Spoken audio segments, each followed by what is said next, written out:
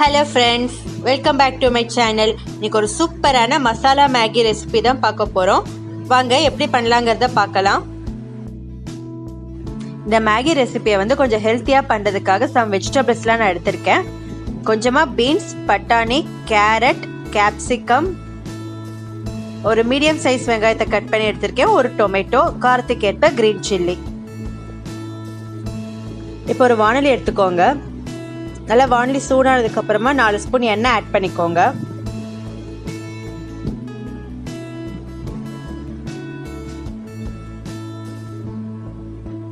இப்போ எண்ணெய் நல்லா காயட்டும். எண்ணெய் காஞ்சதுக்கு அப்புறமா நம்ம கட் பண்ணி வச்ச ஆனியன் ஆட் பண்ணிக்கலாம். இப்போ நல்லா வதக்கிக்கோங்க ஆனியனை.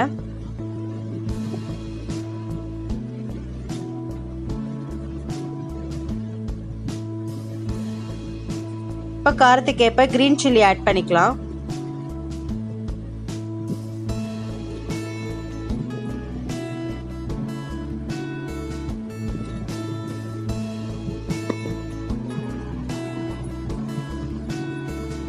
இப்போ நம்ம கட் பண்ணி வச்ச எல்லா வெஜிடபிள்ஸையும் சேர்த்துக்கலாம்.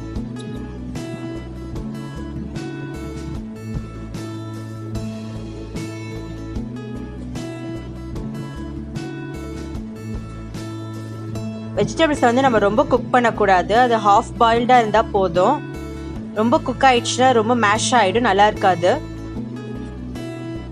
ஸோ ரொம்ப வேக விட்டுறாதீங்க வெஜிடபிள்ஸை.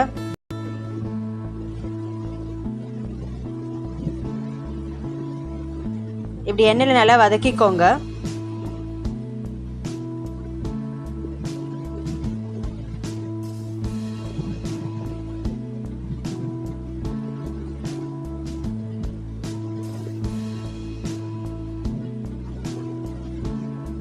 ஃபைனலாக நம்ம கட் பண்ணி வச்ச டொமேட்டோவே ஆட் பண்ணிக்கலாம்.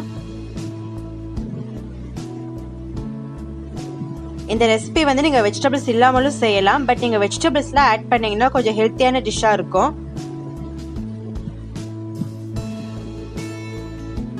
பார்க்கவும் கலர்ஃபுல்லாக இருக்கும். கிட்ஸ் ரொம்ப விரும்பி சாப்பிடுவாங்க.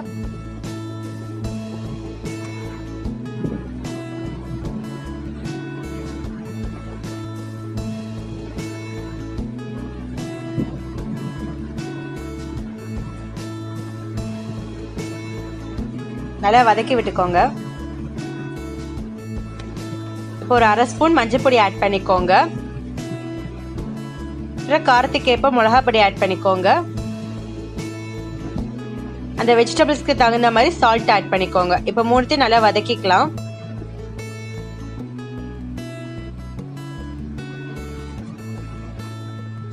மஞ்சள் பொடி மேகிக்கு நல்லா கலர் கொடுக்கும்.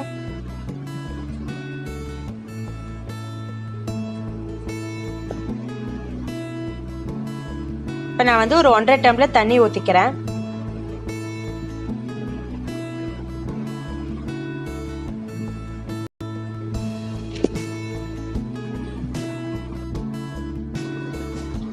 ஒரு 1/2 டீஸ்பூன் கரம் மசாலா ஆட் பண்ணிக்கோங்க. இது மேகிக்கு நல்ல வாசனையை கொடுக்கும், டேஸ்ட்டும் நல்லா இருக்கும்.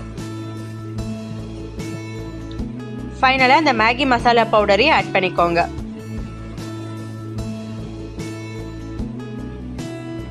இப்போ எல்லாத்தையும் நல்லா மிக்ஸ் பண்ணிடுங்க. வெஜிடபிள்ஸ் ஆல்ரெடி கொஞ்சம் வெந்துருச்சு. இப்போ நம்ம மேகி அதில் போட்டுடலாம்.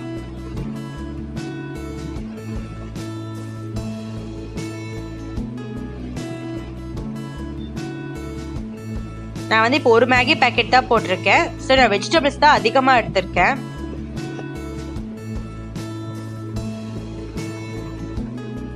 நல்லா மிக்ஸ் பண்ணிடுங்க அந்த மேகியை வெஜிடபிள்ஸோட.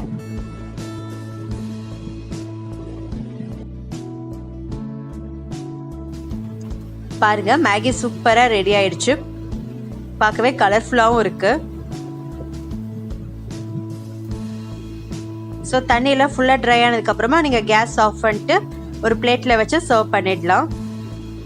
இந்த ரெசிபியை நீங்களும் உங்கள் வீட்டில் ட்ரை பண்ணுங்க. Thank you friends.